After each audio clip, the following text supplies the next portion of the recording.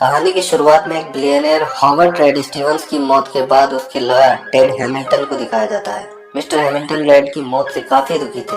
वो दोनों business partner के साथ साथ अच्छे दोस्त भी थे। मिस्टर हैमिल्टन अपनी असिस्टेंट मिस हेस्टिंग्स से रेड की फैमिली को इन्फॉर्म करने के लिए कहते हैं। फ्यूनरल में रेड के सभी फैमिली मेंबर्स आते हैं, लेकिन उनमें से किसी को भी उसकी मौत का जरा सा भी दुख नहीं था। हालांकि वो सभी रेड के ट्रस्ट फंड की बदौलत अमीरों वाली जिंदगी जी रहे थे। वो सब तो बस रेड की आखिरी वसीयत को सुनने का बेसब्री से इंतजार कर रहे थे, जिससे उन्हें पता लग सके कि उसकी $1 बिलियन कंपनी और प्रॉपर्टी में से उन्हें कितना हिस्सा मिला है। तभी यहाँ पर तेज म्यूजिक के साथ एक कार आकर रुकती है और इसमें से रेड का ग्रैंडसन जैसन ब्लैक सनग्लासेस के साथ सिगरेट पीता हुआ बाहर निकलता है। फ्यूनरल के बाद मिस्टर हैमिल्टन सबको एक रूम में इकट्ठा करते हैं और रेड की मौत पर अपना दुख जाहिर करने लगते हैं, लेकिन रेड का बड़ा बेटा उसे बीच में ही टोक देता है और जल्दी से अपने फादर की वसीयत पढ़ने को कहता है। रेड का बड़ा बेटा होने के नाते उसे पूरा यकीन था कि उसके हिस्से में रेड की $600 मिलियन की कंपनी आने वाली है, इसलिए वो और उसके परिवार वाले वसीयत सुनने के लिए बहुत उतावले हो रहे थे। मिस्टर हैमिल्टन उसे वसीयत पढ़कर सुनाते हैं, जिसमें लिखा था कि उसके फादर के जिंदा रहते उसने कंपनी के काम में कभी कोई दिलचस्पी नहीं दिखाई,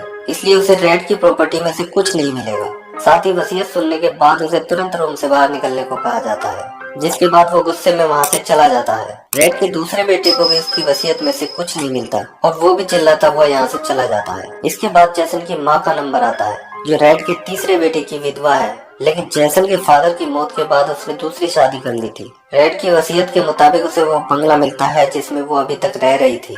इसके अलावा उसके जिंदगी भर के खर्चों के लिए एक ट्रस्ट का पैसा उसे मिलता रहेगा, लेकिन इस बंगले और ट्रस्ट का कंट्रोल मिस्टर हैमिल्टन के पास ही रहेगा। अब जैसन भी अपनी माँ के साथ यहाँ से जाने लगता है, लेकिन तभी मिस्टर हैमिल्टन उसे उसका नाम लेकर बुलाते हैं और बताते हैं कि वसीयत में उसके लिए भी कुछ है। जैसन को पूरा यकीन था कि वसीयत में उसके लिए कुछ भी नहीं होगा, लेकिन जब मिस्टर हैमिल्टन उसे एक बॉक्स दिखाते हैं तो वो जानने के लिए क्यूरियस हो जाता है कि उसके ग्रैंडफादर ने आखिर उसके लिए क्या छोड़ा है। मिस्टर हैमिल्टन एक लिफाफे की सील खोलकर उसमें से एक चाबी निकालते हैं और इस चाबी से उस बॉक्स को खोलकर उसमें से एक सीडी निकालकर उसे चलवाते हैं। अब रेड की एक वीडियो रिकॉर्डिंग चलना शुरू हो जाती है। इस वीडियो में रेड कहते हैं कि मुझे लगता है मेरी पूरी जिंदगी में मेरी वजह से सबसे ज्यादा दिल जैसन का दुखा है, इसलिए उन्होंने उसके लिए कुछ गिफ्ट देने का फैसला किया है, लेकिन हर गिफ्ट के लिए उसे एक टेस्ट देना होगा। आखिर में वो कहते हैं कि इन टेस्ट में उसके पास या फेल होने का फैसला मिस्टर हैमिल्टन के हाथ में रहेगा। अब उसके पहले गिफ्ट के लिए उसे अगले दिन सुबह 7 बजे की फ्लाइट से टेक्सास जाने के लिए कहा जाता है। वो जब पूछता है कि वहाँ जाके क्या होगा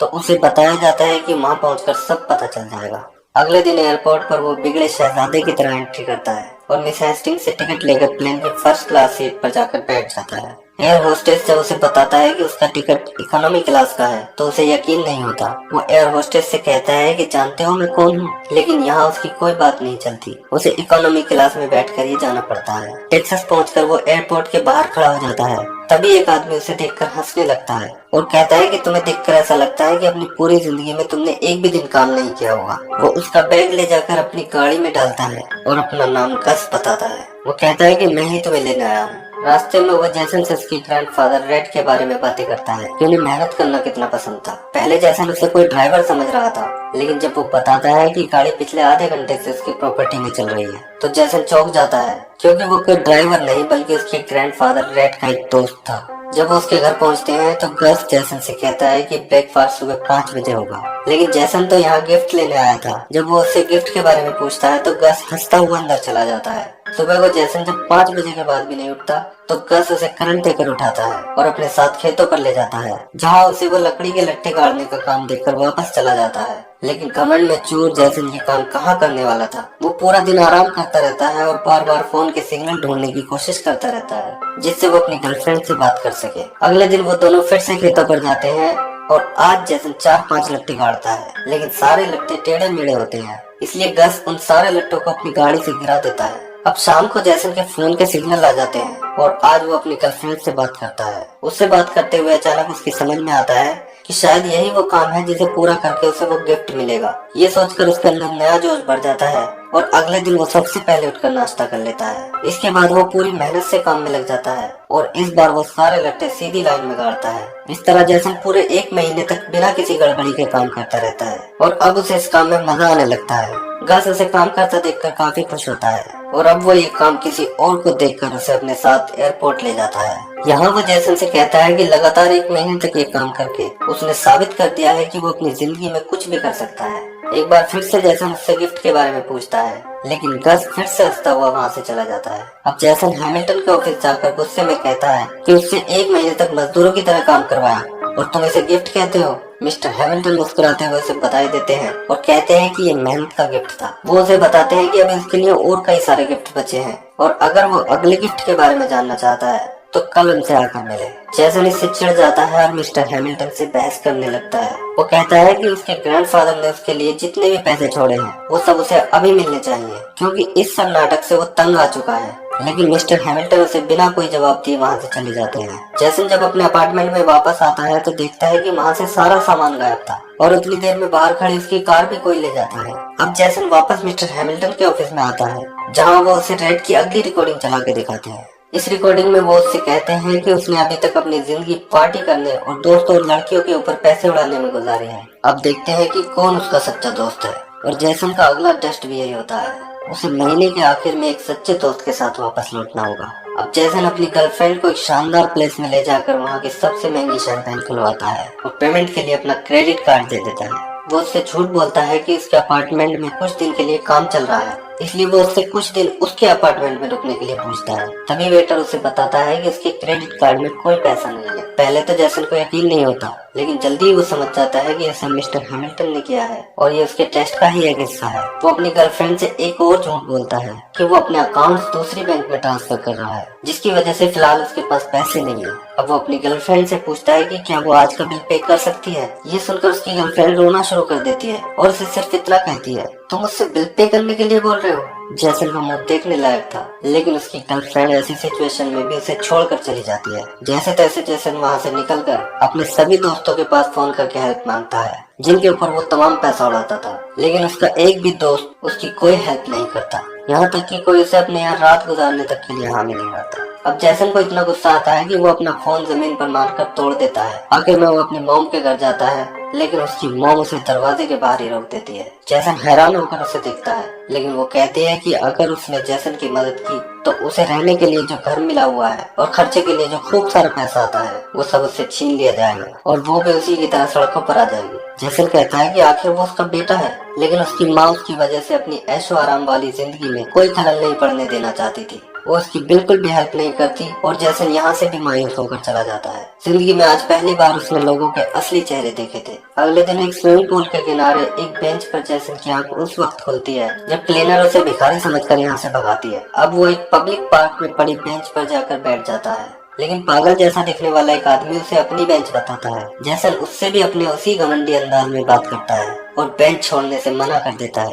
अब वो आदमी इस बेंच का फैसला सिक्का उछाल कर करने की बात कहता है, लेकिन दोनों में से किसी के पास कोई पैसा नहीं था। तभी एक छोटी लड़की आकर उन्हें उछालने के लिए एक सिक्का दे देती है। उस लड़की का नाम एमिली होता है, लेकिन जैसे ही जैसन सिक्का उछालता है वो आदमी उसे हवा में ही पकड़कर वहाँ से भाग जाता है। जैसन को इससे कोई फर्क नहीं पड़ता और वो फिर से बेंच पर लेट जाता है। एमिली उससे बात करने की कोशिश करती है और उससे फ्रेंडशिप करना चाहती है, लेकिन वो उसे इग्नोर कर देता है और उससे बात नहीं करता। इतनी देर में एमिली की मॉम उसे आवाज देती हुई वहाँ आ जाती है और उसे वहाँ से ले जाने लगती है। तभी जैसन के दिमाग में एक आइडिया आता है। वो उस छोटी लड़की से दोस्ती करके उसे मिस्टर हैमिल्टन के सामने ले जाने का प्लान बनाता है, क्योंकि उसके अगले टेस्ट के मुताबिक उसे महीने के आखिर में एक सच्चे दोस्त के साथ लौटना था। लेकिन एमिली अब उससे बात नहीं करती और वहाँ से चली जाती है। अब जैसन पूरा महीना सड़कों पर गुजारता है। इस बीच कभी कभी वो अपनी गर्लफ्रेंड को भी चुपके से देखने जाता था, जो उसे धोखा दे रही थी। महीने के आखिरी दिन वो पागल जैसा दिखने वाला आदमी एमिली और उसकी मॉम को परेशान करने लगता है। जैसन उसे बेंच का लालच देकर उनके पास से हटा देता है और आज जैसन को एमिली और उसकी मॉम से बात करने का मौका मिल जाता है।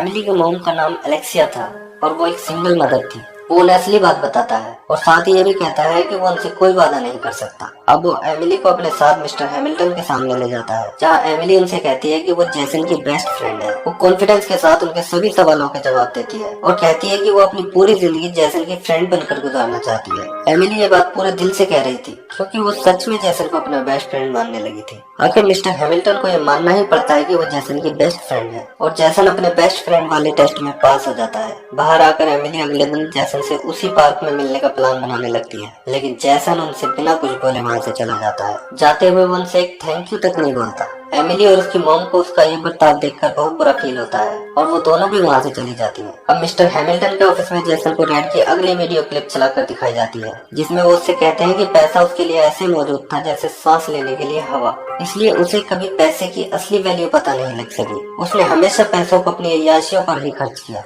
मिस्टर हैमिल्टन उसे $1500 का एक पेचेक देते हैं जो टेक्सास में किए गए उसके काम के बदले में उसे मिला था। अब अपने अगले टेस्ट में उसे इन पैसों को किसी ऐसे आदमी के ऊपर खर्च करना होगा जिसे उन पैसों की सबसे ज्यादा जरूरत हो। जैसन पूछता है कि उन्हें कैसे पता चलेगा कि उसने ये पैसे कहाँ खर्च किए। मिस्टर हैमिल्टन सिर्फ इतना ही कहते हैं कि उन्हें सब पता रहता है।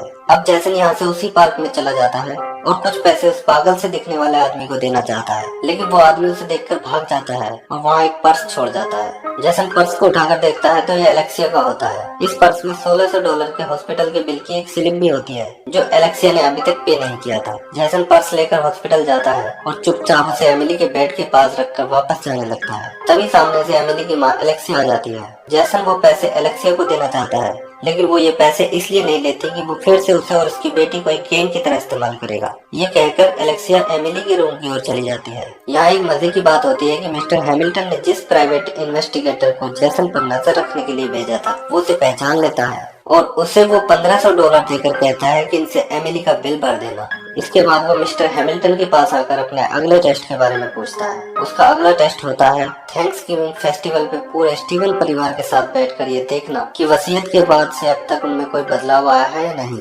थैंक्सगिविंग फेस्टिवल के अभी कई दिन थे। अब जैसन हॉस्पिटल के चर्च में एमिली से मिलता है। यहाँ वो दोनों बहुत सारी अच्छी बातें करते हैं। एमिली को लगता है कि जैसन और उसकी मॉम एक दूसरे के लिए बने हैं। वो जैसन से कहती है कि अगर वो उसकी मॉम को किस करेगा तो उसे बिल्कुल बुरा नहीं लगेगा। उसकी बात सुनकर जैसन मुस्कुराने लगता है। हॉस्पिटल में एलेक्सिया को पता चलता है कि एमिली अब कुछ ही दिनों की मेहमान है। ये सुनकर एलेक्सिया टूट जाती है। जैसन ये देखकर उसके पास आ जाता है और एलेक्सिया उसके कंधे पर सर रखकर रोने लगती है। बाद में दोनों हॉस्पिटल के कैफे में बैठकर बातें करते हैं। एलेक्सिया उसे थैंक्स कहती है क्योंकि वो समझ गई थी कि उसका हॉस्पिटल का बिल जैसन नहीं पे किया था। जैसन उसे अपने साथ थैंक्सगिविंग पर इनवाइट करता है, लेकिन एलेक्सिया मना कर देती है क्योंकि ऐसी कंडीशन में उसे एमिली के साथ ही रहना होगा। जब एमिली को यह पता चलता है कि जैसन ने उसे इनवाइट किया है तो वो उसे उसके साथ भेज देती है क्योंकि वो उन्हें करीब लाने का कोई मौका नहीं छोड़ना चाहती थी। जैसन एलेक्सिया को लेकर अपनी फैमिली के साथ थैंक्सगिविंग फेस्टिवल में शामिल होने के लिए पहुंच जाता है। खाने के टेबल पर सभी लोग वसीयत की बात करके एक दूसरे को नीचा दिखाने में लगे हुए थे।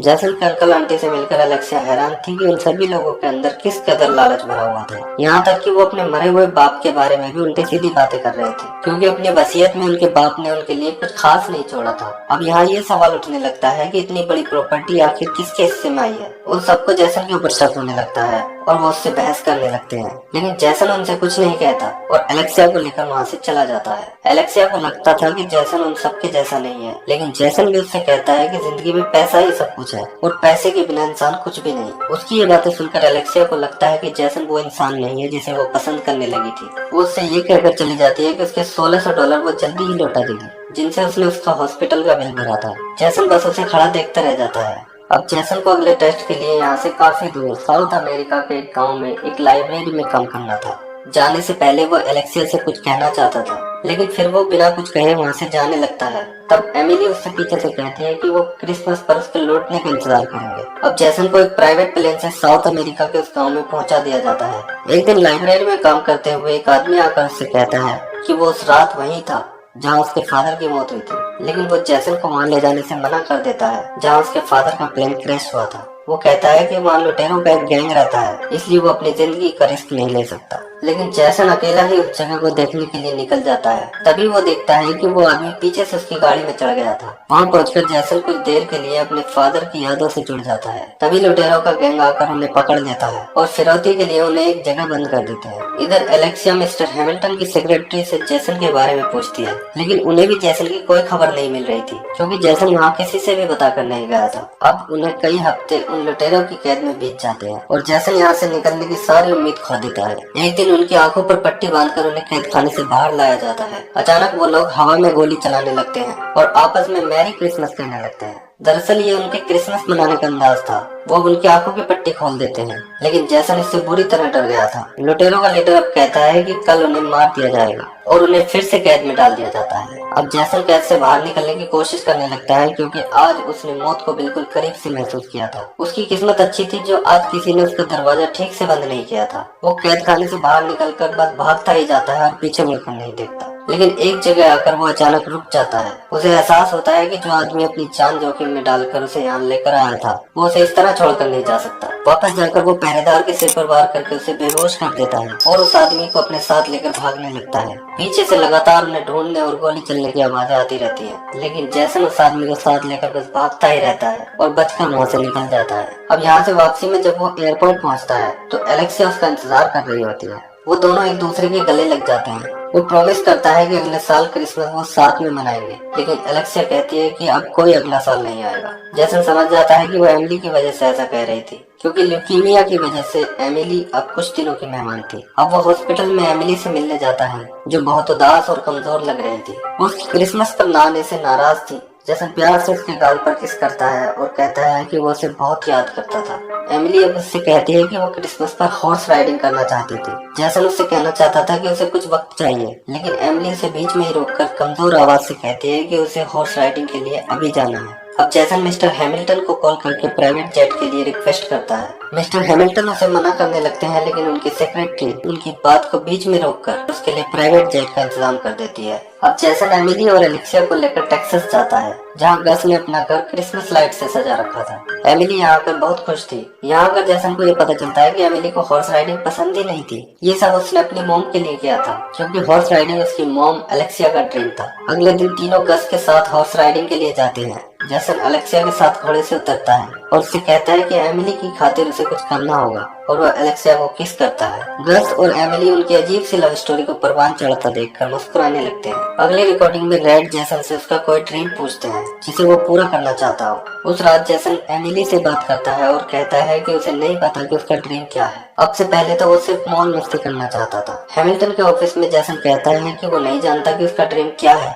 लेकिन वो दूसरों के ड्रीम पूरे करना चाहता है। मिस्टर हैमिल्टन उसे बताते हैं कि उसके ग्रैंडफादर ने उससे जैसे जवाब की उम्मीद की थी, उसने बिल्कुल वैसा ही जवाब दिया है। इसलिए उसे $100 मिलियन का एक चेक दिया जाता है। इस अमाउंट को वो जैसे चाहे खर्च कर सकता था। जैसन अपने ड्रीम को हकीकत में बदलने के लिए पूरी मेहनत से लग जाता है। वो एक ऐसा हॉस्पिटल बनाना चाहता है जिसमें सीरियस बीमारियों का इलाज करा रहे बच्चों के पेरेंट्स के रहने के लिए कॉम्प्लेक्स भी होगा। साथ ही उन्हें फाइनेंशियल सपोर्ट करने के लिए एक एम्प्लॉयमेंट सेंटर भी बनाया जाएगा, जो उन्हें पार्ट टाइम जॉब दिलवाने में मदद करेगा। इस प्रोजेक्ट को $350 मिलियन के इन्वेस्टमेंट की जरूरत होती है। वो मिस्टर हैमिल्टन समेत सभी इन्वेस्टर्स को इस प्रोजेक्ट में इन्वेस्ट करने के लिए तैयार कर लेता है। मीटिंग के बीच में ही एलेक्सिया के फोन पर एक कॉल आता है, जिसके बाद वो तुरंत वहाँ से बाहर निकल जाती है। जैसन उसके पीछे हॉस्पिटल जाता है, जहाँ वो एमिली के रूम में एलेक्सिया के रोने की आवाज सुनता है। वो समझ जाता है कि एमिली अब इस दुनिया में नहीं रही। वो दोनों कई दिन तक एमिली को याद करके रोते रहते हैं। वो एलेक्सिया के साथ अपने हॉस्पिटल की फाउंडेशन रखता है, जिसका नाम उसने एमिली के नाम पर रखा होता है।